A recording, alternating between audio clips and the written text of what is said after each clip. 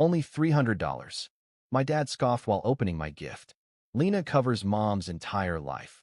$4,700 monthly, minimum. I whispered. Those auto payments came from my backup account. Then my sister tossed a folder across the table. We voted. You need to move out by Friday. That night, I revoked all access, notified the landlord, and froze the rent split. By morning, they found out. An envelope marked confidential. Only $300? My dad scoffed, peeling back the wrapping paper like it offended him. The envelope slid onto the table, and he barely glanced at the card. LENA covers mom's entire life. $4,700 monthly minimum. What's this supposed to be? A snack? My hand tightened around the edge of the table. I'd saved for that gift. Not even from my main account. From the backup I never touched. Those auto payments came from my backup account, I whispered. He didn't hear me. Or pretended not to. His voice rose louder, like a bad comedian trying to milk the crowd. $300? Is that how you say thank you for raising you? Mom just stirred her tea. Didn't look at me. Didn't look at him either. She was always best at pretending nothing was wrong while the ceiling burned above her head. Then LENA, perfect, polished LENA, stood up with that slow, smug motion I knew too well and tossed a folder across the table. It landed with a slap. We voted, she said, like she was announcing a board decision. You need to move out. By Friday. I looked around the table. No one flinched. Not Dad, not Mom. My brother, Tim, chuckled under his breath. Even my youngest cousin kept chewing like nothing happened. That night, I revoked every access point. Utilities, gone. Shared rent split, frozen. Auto payments, canceled. Landlord, notified. They found out by morning. I didn't answer the family group chat when it exploded with confusion. Didn't read the frantic texts from Mom. But I left something on the kitchen counter before I left. An envelope marked confidential, with a little handwritten note. You built a lie on my silence. Now you can pay the bill. They acted confused for about 24 hours. Pretended like they didn't understand what had just happened. That I hadn't just revoked all access, frozen rent payments, and left a confidential envelope on the kitchen table. Then the silence shattered. It started with Mom's voicemail, that syrupy soft voice she used when she wanted something. Sweetheart, we didn't mean for it to sound like an eviction. You just need space. You know how your father is when he's stressed. He doesn't mean half of what he says. I didn't answer. Then LENA called, crying. We were joking, okay? You always overreact. It's not even your place. You've been living there rent-free for years. Lie number 1. That apartment was in my name. Rent, utilities, Wi-Fi, even the stupid gas bill, all mine. LENA's share? I'd been covering it since March last year, when she lost her job due to toxic energy at work. Translation, she screamed at her manager and got written up, again. Every month, she promised to pay me back. Every month, she posted brunch selfies in $300 hoodies. I pulled up the banking app, $11,200. That's how much she owed me. And that wasn't counting the Amazon orders she rerouted through my account. I had screenshots. Orders marked gift, 1 Dyson Airwrap, 3 packages of hair supplements, and a weighted blanket for emotional recovery. That same day, she texted, "Can you Zelle me $800 for therapy?" Mom said you wouldn't mind. She didn't realize I'd already locked the accounts. And that's when the smear campaign began. Facebook, LENA posted a black and white photo of herself in a window, captioned, "Sometimes, the people you trust the most are the ones who teach you what betrayal means." Family group chat. Dad dropped a cropped screenshot of my text saying, "Not my problem," with no context. The caption read, "This is what he said to his mother after everything she's done." Within hours, the chat lit up with relatives I hadn't seen in years. She raised him better. What happened to that sweet boy? Disgusting. LENA, stay strong. Even my Aunt Beth posted, "He used to be so kind. I guess money changes people." No one asked me what happened. I didn't argue. I just started digging. That's when I found the hard drive, the old backup LENA used to plug into my computer during her freelancer phase. She always said, "I never delete anything. I archive my truth." Turns out she archived too much. Inside a folder called Rent_2022, I found a PDF ledger. Jan, auto pay transfer, $450. Say it's Spotify. April, mortgage top-off. He won't notice, came from reserve. May, got a med bill. Just use backup debit. He never checks. She documented every theft like she was preparing a TED Talk on scamming siblings. But the worst was a folder labeled recordings. I clicked the first one. It was her, practicing lines. Dad, he said he's cutting you off. Said you're a leech. I recorded it. Want me to send it? Then came the fake audio. Lena using voice mod apps, cutting old voicemails from me, stitching together lines like some DIY villain origin story. One line said, I don't care if she dies. I remembered the real message. I'd said, I don't care if she lies again. I'm done. But chopped and edited? It sounded like I was talking about Mom. And suddenly I was the monster. Flashback. I was 19 when I first bailed them out. Dad called me while I was working night shift at a diner. Said the fridge broke, and they couldn't afford a new one. I wired $800 that same day. Canceled my semester textbooks to do it. He texted, Appreciate it. You're finally stepping up. No thank you. No, we'll pay you back. Next month, they bought new patio furniture. I saw it in a Facebook post. Family barbecue season ready. I remember sitting in my dorm room, eating dry pasta with no sauce, wondering if I was crazy or if they were. Back to now. On Thursday, I called the landlord. He sounded confused when I mentioned the lease.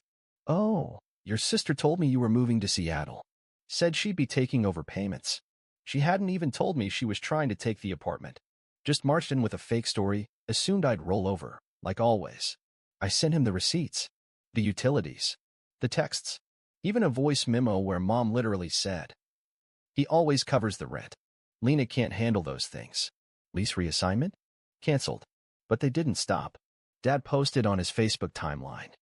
You give them everything and they still spit in your face. Hashtag family doesn't tequit. Then he texted me directly. You're playing with fire. We made you who you are. That's when I found the final blow. A loan agreement from 2022 when I never signed. He used my social security number as a cosigner for a $15,000 personal loan. I confronted him back then. He claimed it was a mistake. I told him I'd let it slide if he paid it off. He never did. Now the interest was eating him alive. The account flagged for review. I contacted the loan company, filed fraud documents, attached a legal affidavit from a lawyer friend. The account? Frozen. That night, I compiled everything. The financial trail. 3 years of rent. Stolen insurance payments. Credit cards opened in my name. Screenshots from Lena's vault. The fake audio. Emails between Mom and the landlord. A spreadsheet titled, Family Expenses Paid 2018 to 2024. The total was over $71,000. Then I zipped it into a folder titled, Confidential, the ledger. And the next morning, I had it printed and hand-delivered. One copy to Dad's office. One to Mom's mailbox. No letter. No message. Just the truth. If they wanted war, I was finally armed. And I wasn't bluffing anymore. The cafe smelled the same. Cinnamon rolls. Burnt espresso. The sound of a single spoon clinking against ceramic. Nothing had changed in 13 years. Except me. I sat in the far corner, facing the door. That old booth by the window. The same one Mom and I used to sit in after school competitions, when she still called me champ. I watched her walk in slow, cautious, clutching her purse like it was armor. She looked older than last week. Older than ever. When she spotted me, she paused. A flicker of something, guilt? Doubt? Regret? She didn't smile. Just walked over and sat down without a word. You picked this place, I said flatly. It was your favorite, she said. I thought, maybe we could talk somewhere that used to mean something. I didn't answer. She sighed, played with the sugar packets, tried to look motherly. I didn't know about everything, she began. The loan, the voice recordings. That was Lena's idea. Your father, he just didn't want to burden you. You helped them steal from me, I said, calm. You wrote the emails. You called the landlord. You let them use my name for insurance, for credit, for taxes. Her jaw clenched. Her hands trembled just enough to notice. We didn't think it was a big deal. $71, $384, I interrupted. That's the total of what I paid. Rent, bills, Lena's vet visits, your prescriptions, Dad's back taxes. I have a ledger. I pulled out the folder. Confidential, the ledger. Same as the one I gave Dad. I slid it across the table. You're lying, she whispered. I opened it to page 3. Pointed. This one's your email. To the insurance company. You added my debit card on file. Remember? You said your card wasn't working. She blinked fast. Then I pulled out something else, a tiny flash drive. Set it on a napkin. This has Lena's audio montages. You should hear what your daughter created. and what your husband approved. Mom looked like she wanted to vanish. You think this is revenge? I asked. This isn't revenge. This is closure. She tried to interrupt. I raised my hand. No. I let you talk for 30 years. Now you listen. Her mouth shut. You sat at that table with Dad and Lena and voted to evict me from the apartment I paid for. You told the landlord I was unstable. You watched as they posted lies about me, mocked me online, accused me of abandoning the family, while you quietly rerouted payments I made from my emergency fund. We were drowning, she said weakly. No, I snapped. You were comfortable. You were thriving. On my name, my credit, my silence. I leaned forward, dropped my voice. I'm done being silent. She shook her head slowly. You don't understand what your father's been going through. He lost his pride. He couldn't provide anymore. So he took mine instead? She said nothing. Tell me. I continued. When you sent that group text, the one where you said I snapped and threatened you, did you think I wouldn't find the screenshots? Lena literally labeled them family bait on her backup drive. She paled, realized I'd seen everything. You still think this ends with me forgiving you? I said. But this isn't a movie, Mom. There's no slow piano and teary hug at the end. I pulled out the last item, an envelope. Sealed. Clean. This is a formal withdrawal of all financial support. Effective immediately. Rent, insurance, cell plans, car loan, groceries. All of it. You wouldn't, she said, but it wasn't a threat. It was a plea. I already did. I stood. My chair didn't even creak. I looked down at her. This woman who once packed me lunch for school and now helped her husband siphon my savings. You told people I turned my back on family, I said. But I didn't. I turned my back on users. Please, she whispered. If we lose the apartment, we have nowhere else to go. That's not my problem anymore, I said. And then I leaned in close. One final line. This coffee's on me. Everything else. Never again. I walked out. Didn't look back. Behind me, I heard nothing but silence. By the time I walked out of that cafe, I wasn't angry. I was done. Done being their invisible provider. Done holding shame that wasn't mine. Done carrying a family that voted me out of their lives like I was the virus, when I'd been the vaccine all along. That same night, I recorded a video. No music. No cuts.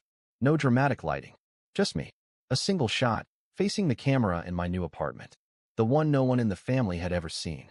Bare walls, a bookshelf, the folder, confidential, the ledger, sitting next to a steaming mug of coffee. Some of you may have heard things about me lately. I began. That I abandoned my family. That I turned my back on them. That I snapped. I paused. This isn't a story about betrayal. This is a spreadsheet. Then I walked them through it, page by page. Every rent payment. Every fake emergency. Every dollar rerouted through lies and guilt. Then I shared audio clips. Blurred names, but recognizable voices. My sister's fake messages. My dad's voice bragging about using my account. He doesn't even read the statements. That's the beauty. And then, my favorite part. The closing. If you're watching this and wondering if I'm doing this to shame them, I'm not. I'm doing it to free myself. And maybe someone else who's been made to feel like a wallet in a family photo. I posted the video at 9 p.m. By midnight, it had 48,000 views. By morning, over 600,000. That's when it started. My inbox exploded. Strangers, survivors, cousins I hadn't spoken to in years, people writing things like, "You just described my childhood. You gave me the courage to cut off my mother. I thought I was crazy. Thank you for making me feel sane." Therapists reshared it. Then came a call from a podcast host, big audience, mental health and family trauma. Then a journalist.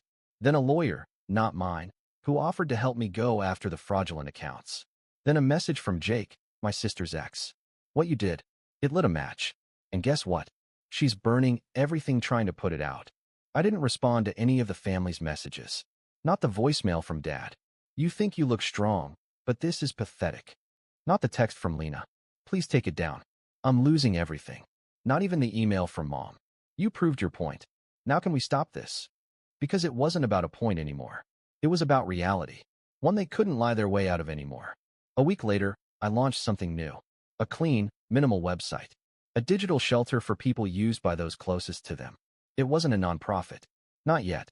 But I listed all the tools I wished I'd had. Steps to freeze shared accounts. Sample letters to landlords. A PDF guide titled, "How to Exit a Family with Receipts." And at the bottom, A donation link. Not for me.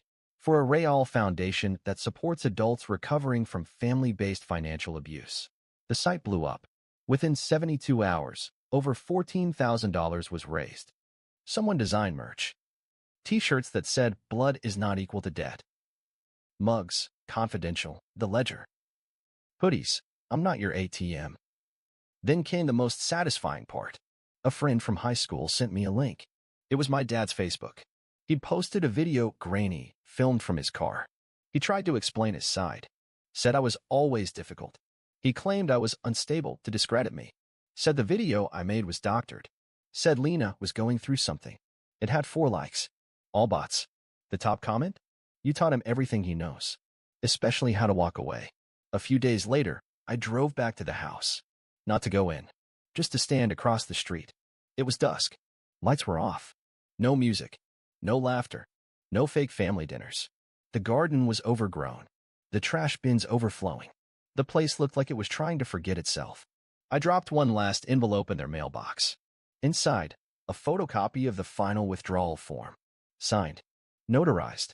One sentence scribbled in red ink. "I stopped paying for your silence. Start living with the noise." I left town that weekend. New city. New keys. New number that started with an area code no one in that house would ever know. And just before I turned off the lights in my new place, I took one last look at the framed print I'd hung above my desk. A gift from someone who'd watched the video and said it saved their life. It read, "Not a villain. Not a victim. Just finally unavailable." And I smiled. Because for the first time in years, I owed them nothing. Not even goodbye. I started with the contacts list. Scroll. Tap. Delete. Mother. Father. LENA. Tim. Claire. Uncle Jim. Even the cousin I liked for 5 minutes in 2009. All gone. Then came the socials. I opened Facebook, not to post, not to read. Just to purge. Unfriend. Unfollow. Block. Group chat. Family time. Left. WhatsApp. Mom's birthday planning exit group. Shared calendar invite for Dad's therapy Zoom declined. Permanently. I didn't just leave. I left and sealed the door behind me on the way out. Next, the apps. I logged into the mobile bank. 6 auto payments still showed my name. Mom's health insurance. Dad's gym membership. LENA's cloud storage. Tim's Spotify family plan. Some suspicious $8 per month charge labeled utility help fund that one made me laugh. It was mine. From 3 years ago. Still being charged. Still ignored. I hit cancel on everyone. Then I opened the section called Connected Users. There were 5.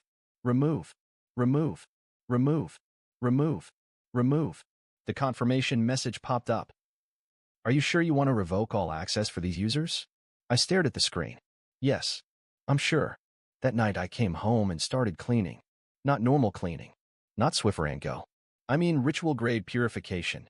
I pulled out 3 boxes marked family stuff. Keep? That question mark? Gone. The graduation card with "We're proud of you," but the cracked snow globe from LENA's "Sorry for Screaming" face. The framed photo of us at the cabin. I remembered that day. That was the trip Dad got drunk and called me useless with a camera. The birthday mug with #OneSon, which they gave me the same year they forgot to call. Into the trash. All of it. Even the handmade ornament Mom gave me in 8th grade. Because here's the truth. You don't detox halfway. You don't purge 90%. You go all in or you keep getting drained. I bought new sheets. White. Clean. No memories. New plates. New towels.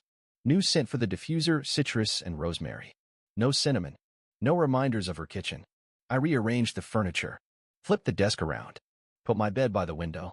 I changed the locks. Then I sat at the kitchen table. Alone. Coffee. Quiet. My phone buzzed. It was my birthday. One text. From PayPal. A $15 refund from a canceled family subscription. Not a single message from them. And for the first time in my life, I felt free. No fake happy birthday calls. No guilt bomb messages from Mom. No passive-aggressive Facebook posts from LENA like, "Some people forget who raised them." Just me. A clean apartment. A full fridge. And a cake I bought myself, pistachio, no frosting. Exactly how I like it. I poured a glass of wine. Lit one candle. Sat on the floor. To me, I whispered. For surviving everyone else. I took a bite. And smiled. Because this wasn't loneliness. This was detox. And finally, I could breathe.